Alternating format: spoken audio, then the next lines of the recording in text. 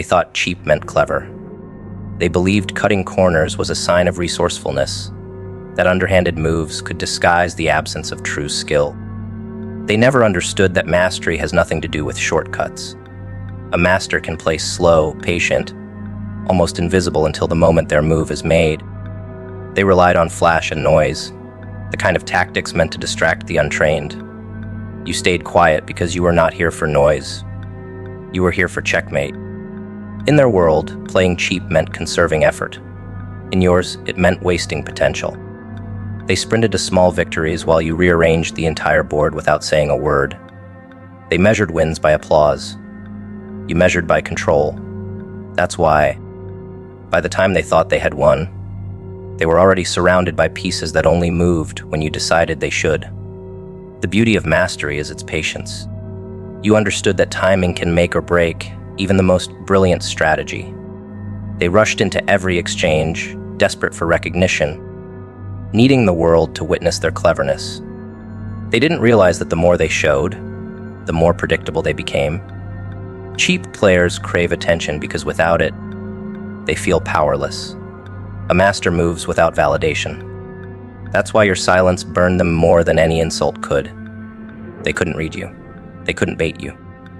Every attempt to lure you into their chaos only made your position stronger. You became a shadow in their mind, a threat they couldn't name, only feel. They fear the long game. They want to cash in fast, thinking the first move that works is the best one. You knew better. The long game requires a stomach for boredom and the will to endure the slow grind without losing focus. They tapped out when it stopped being fun. You tightened your grip when the game turned uncomfortable. This is where psychology separates winners from masters. Cheap players run from discomfort because they see it as failure. Masters embrace discomfort because they know it breaks the opponent long before the final move. There is a cruelty in mastery that cheap players cannot stomach. You didn't just win.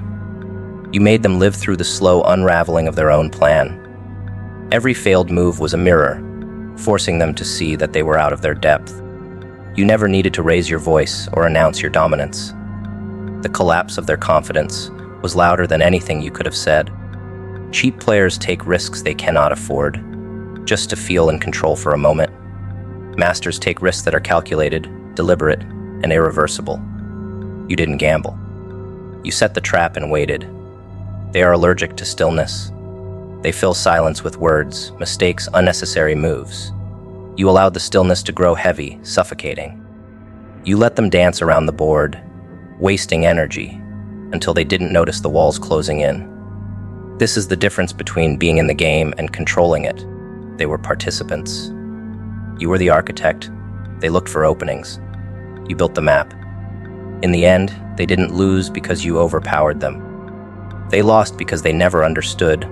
They were playing on your terms from the start. You didn't match their cheap tactics, because that would have meant stepping down to their level. When someone plays cheap, they are already admitting they cannot win on merit.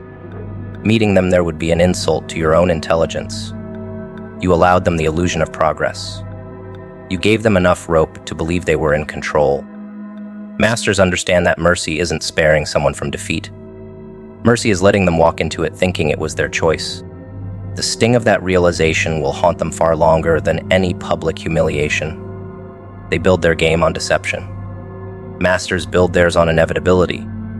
You didn't need to fake strength, you had it. You didn't need to pretend to know the outcome. You had already shaped it. They assumed you were just reacting, when in reality, you were setting the pace. Every move you made was a seed planted. Every pause a calculated reminder that you were dictating the flow. They couldn't comprehend that someone could look passive, yet hold the entire game in their hands. The greatest power you held was not in the moves you made, but in the moves you chose not to make. Cheap players act because they cannot sit still. Masters hold back because they know the impact of a single, perfectly timed action. You let opportunities pass because you knew better ones were coming. They saw that as weakness. That miscalculation was fatal. They burned themselves out chasing small victories, while you waited for the moment to claim the only one that mattered. By the time you struck, the game was already decided. not because you were faster, but because you were relentless in your patience. Every cheap move they made chipped away at their credibility. Every masterful move you made reinforced yours. Cheap players don't think about the legacy of a win. Masters understand that how you win determines the respect you keep. You didn't just beat them. You rewrote the game so that their style of play would never threaten you again. They went for the easy moves. In life, in love, in friendships, they used shortcuts. They thought charm could replace effort, manipulation could replace honesty, and performance could replace presence. Cheap moves always look good in the moment. They get quick reactions, fast wins, and shallow praise. But they can't last. You stopped playing like that a long time ago. You started moving with intent, building strength quietly, and making choices that wouldn't just win the day, but would stand the test of time. That's why when they tried to play you, it didn't work. You weren't interested in winning rounds. You were building an entire game they couldn't even see. Toxic people in relationships thrive on reaction. They push your buttons to see if you'll dance to their tune. They tell half truths to keep you guessing. They withhold when they want power. You learn that the strongest position is not needing to react. You don't have to match their energy. You don't have to return their fire. Your calm is what breaks them. When someone plays cheap, they rely on you to get emotional, to lose control. The moment you decide not to feed that cycle, the game is already yours. In self-improvement, playing cheap looks like pretending to change without actually doing the work. Saying you'll start, but only when it's convenient. Posting your progress, but never making it past the surface. You learn that real growth happens away from the crowd. You didn't announce every step. You let the work speak when it was ready. People who play cheap will always try to compare their shortcuts to your discipline, but they will never understand why your results feel so solid. Life will always test whether you're willing to meet people where they are or stay where you've grown to. Some people want to drag you down to their pace. They want you to argue, to explain, to prove yourself. Masters in life understand that sometimes the best response is no response. Not because you can't fight, but because you choose battles that matter. Walking away from a cheap game is not weakness. It's a statement that your time, energy, and focus are worth more. In love, toxic people create drama to stay relevant. They confuse intensity with intimacy. You learn that love is steady, not a constant test. You stopped chasing highs and started valuing peace. That shift alone is enough to make people nervous, because it means they can no longer control you with chaos. You're no longer addicted to emotional spikes. You're drawn to stability, to truth, to people who match your effort. In friendships, playing cheap is showing up when it benefits them and disappearing when you need them. Masters don't keep people like that around. You stopped counting on words and started watching patterns. When the patterns didn't match the promises, you adjusted your distance. That wasn't bitterness, it was self-respect. Cheap players take that as an insult. Masters see it as a filter. The truth is, playing like a master in life is about thinking long-term. Cheap players think about today. They want the applause now, the victory now, the control now. Masters think about where they'll be in 5 years if they keep moving with integrity and focus. That's why you don't get pulled into every small conflict. You know where you're going, and you're not letting someone with no map steer your ship. Self-improvement is the art of making choices that don't always pay off immediately. Cheap players can't do that. They need the quick hit of winning, even if it costs them later. You're willing to sit in the discomfort, put in the hours, and make sacrifices without broadcasting them. That's the quiet work that builds a life others will envy but never fully understand. They thrived in disorder. They counted on confusion to cover their lack of skill. Chaos was their currency, their comfort zone, their hiding place. They assumed if they kept enough noise around you, you would lose your footing. They threw distractions, stirred emotions, spread doubts. Because in their mind, whoever controls the storm wins the fight. You didn't step into the storm to fight for control. You stood at a distance and studied it.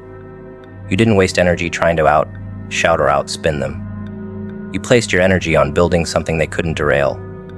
Chaos is loud, but inevitability is silent and patient. They thought you were frozen. You were calculating. They bet everything on the storm lasting forever. You bet everything on the fact that storms always pass. They used unpredictability as a weapon. One day warm, the next cold. 1 hour your friend, the next your enemy.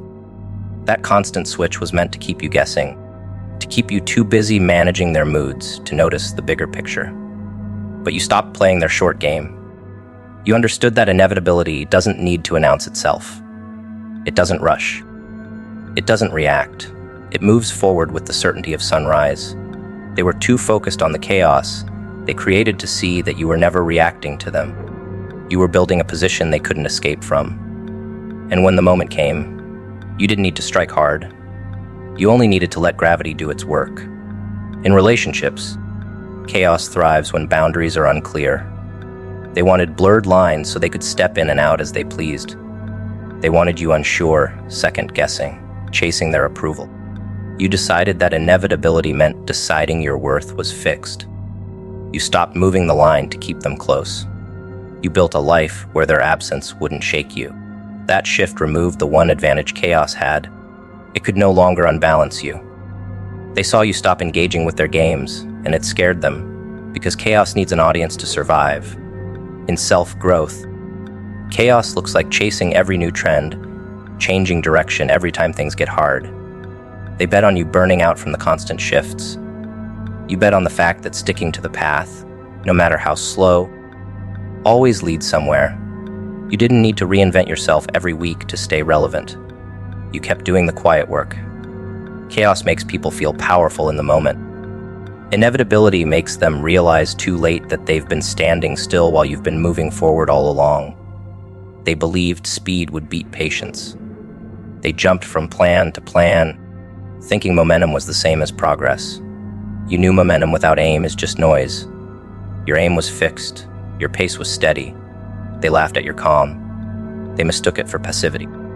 But inevitability isn't about rushing to the finish line. It's about knowing the finish line will come to you, because you never stopped walking toward it. By the time they realized your consistency was the real weapon, they had exhausted themselves with their own chaos. Chaos gives the illusion of control to those who fear structure. They feared that if they slowed down, they'd see their own emptiness. You didn't fear slowing down because you were building substance. Every day you added something: skill, insight, strength, clarity. They spent their energy keeping the water stirred so no one could see the bottom. You let the water go still. And when it did, the truth reflected back at them, clear and undeniable. In life, chaos can win quick battles, but inevitability wins wars. You learn that staying grounded when others are losing their minds is its own form of dominance. They wanted to lure you into the mud where they could throw you off balance. You refused to step in. Your strength was in keeping your position, watching them tire themselves out. By the time they realized you were never going to break, they had already burned through everything they had. They assumed chaos would outlast discipline. They forgot that discipline is built to endure. You didn't need to stop their noise. You just needed to let it run its course. When the dust settled, you were still standing, and they were out of moves. That's the thing about inevitability. It doesn't need to fight for attention. It arrives exactly when it should, and when it does, there's nothing left for them to do but face it. They placed their faith in the unpredictable because they had nothing solid to hold on to. You placed your faith in the steady, in the small, in the deliberate. They thought your refusal to play their game meant you had no game at all. But inevitability is the game. It is the art of making sure the outcome cannot be escaped. And when that outcome arrived, they realized chaos was never a strategy. It was just a delay. They were merchants of smoke. Their words were polished, their promises dressed in gold, but they were empty inside. They relied on presentation because they had no foundation. Illusions are easy to sell to people who are desperate for hope or too distracted to check the truth. They built their world on temporary highs, quick tricks, and borrowed confidence. You were not in the business of selling hope. You were in the business of building it. You put bricks where they put paint. You created something people could touch, feel, and lean on. While they sold the dream, you became the proof. That's why your presence hit different. You didn't need to convince anyone. Your results were their own argument. They wanted to be seen as visionaries without doing the work that vision requires. They mastered the art of talking about tomorrow without lifting a hand today.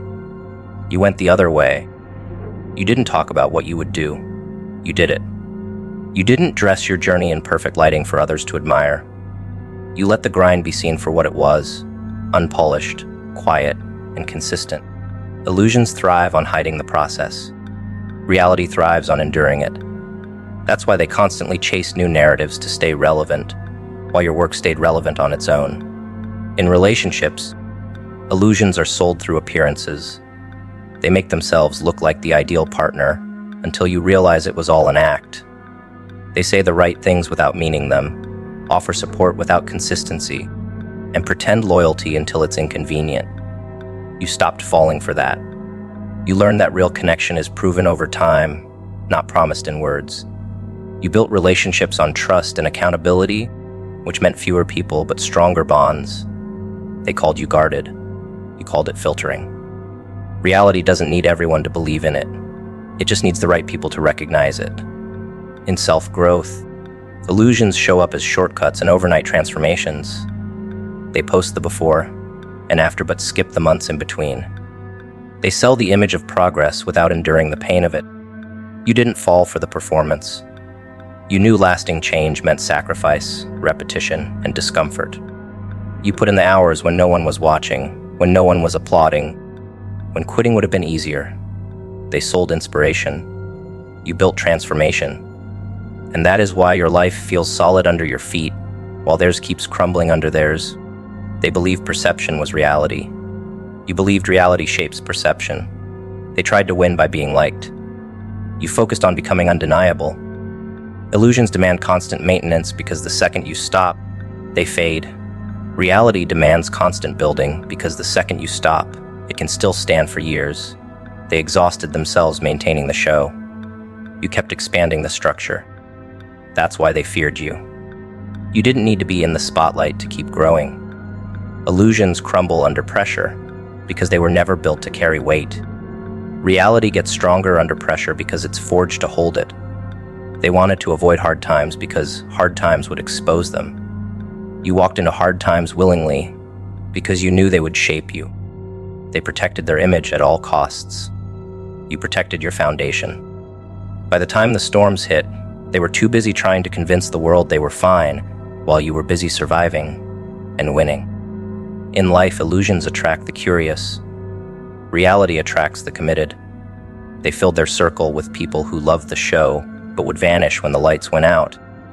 You filled your circle with people who would pick up a tool and help you build.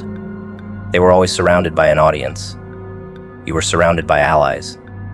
The difference is that when trouble comes, the audience leaves. Allies stay. And that's why, in the long run, you always have more than they do. They wanted recognition without responsibility. You wanted results with or without recognition. They measured their worth in attention. You measured yours in impact. That's why your wins lasted while theirs disappeared the moment they stopped talking about them. Illusions only work as long as people believe. Reality works whether people believe or not. They feared being exposed. You welcomed it.